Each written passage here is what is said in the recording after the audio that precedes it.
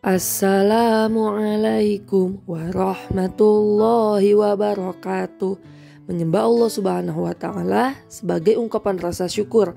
Bagian kedua, kelas 12 SMK Yapia Parung.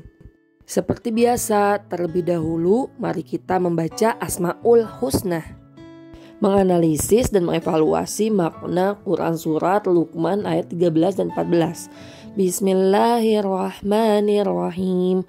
Wa idh qala Luqmanu libnihi wa huwa ya'izuhu ya bunayya la tusyrik billah inna syirka la zulmun azim.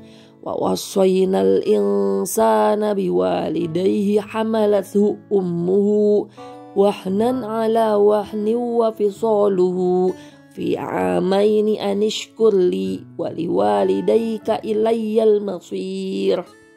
Shadaqallahul azim. Terjemah Quran Surat Luqman ayat 13.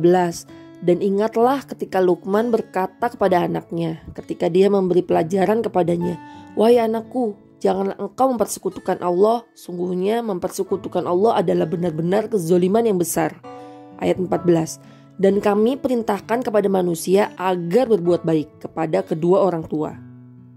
Isi kandungan Quran Surat Luqman ayat 13 dan 14 diinformasikan tentang wasiat Luqman kepada anaknya. Yang pertama, agar menyembah Allah Subhanahu wa Ta'ala tanpa menyekutukannya dengan sesuatu apapun. Kedua, peringatan tentang tindakan syirik adalah bentuk kezaliman yang terbesar. Ketiga, berbuat baik kepada orang tua. Menurut para mufassir, asbabun nuzul surat Luqman ayat 13-14 berhubungan dengan kisah Sa'ad bin Abi Waqqas yang telah memeluk agama Islam, namun mendapat penolakan dari ibunya. Sa'ad bin Abi Waqqas kekeh dengan pilihannya. Melihat Sa'ad yang kekeh, ibundanya mogok makan selama 3 hari. Sebagai pihak kesayangannya, Sa'ad merasa khawatir dengan kondisi ibunya. Kemudian Sa'ad mengadukan perihal ibunya kepada Rasulullah SAW. Lalu turunlah surat Al-Baqarah ayat 13-14 berkenaan dengan Sa'ad bin Abi Waqqas. Secara tegas Allah Subhanahu wa Ta'ala menceritakan nasihat-nasihat Luqman Hakim kepada anaknya di dalam surat Al-Baqarah ayat 13-14. Nasihat Luqman pertama tentang larangan menyekutukan Allah Subhanahu wa Ta'ala. Dalam nasihatnya Luqman juga mengajak anaknya agar menyembah Allah Subhanahu wa Ta'ala semata, sebab menyekutukan Allah merupakan perbuatan yang zolim. Selanjutnya pembahasan tajwid Quran Surat Luqman ayat 13. Yang pertama, perhatikan lafaz qala. Itu terhukumi matobi'i karena ada alif didahului oleh huruf yang berharokat fathah. Selanjutnya perhatikan lafaz yang kedua, Luqmanu. Luq itu termasuk qalqalah sugro. Kenapa? Karena ada qaf sukun di tengah kalimat. Lalu selanjutnya perhatikan lafaz yang ketiga, ya'izuhu ya bunayya, termasuk mad silah qasirah.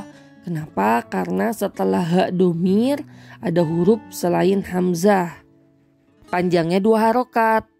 Lalu perhatikan lafaz la zulmun azim, mun'a, termasuk izhar halqi. Kenapa? Karena ada mim yang berharokat domatain, mun, jadinya bertemu dengan huruf ain yang merupakan huruf izhar. Dan terakhir perhatikan lafaz azim, termasuk mad arid lisukun. Kenapa? Karena ada mad tabi'i di akhir kalimat, panjangnya bisa 2 sampai 6 harokat.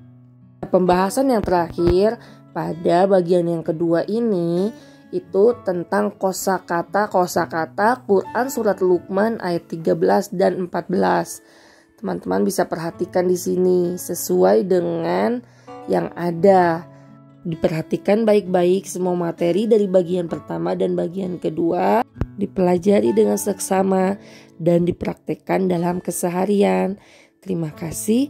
Wassalamualaikum warahmatullahi wabarakatuh.